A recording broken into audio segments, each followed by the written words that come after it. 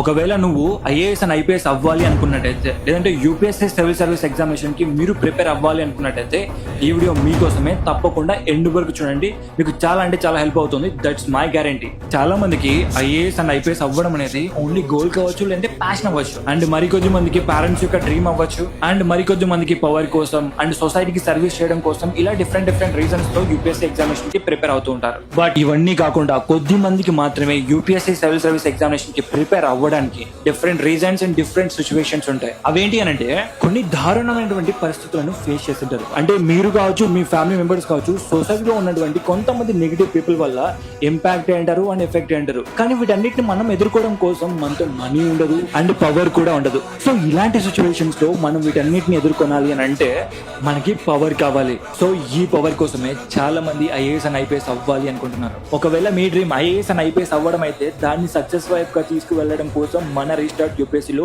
New batch 2027-2028 సంబంధించి start చేయబోతున్నాం.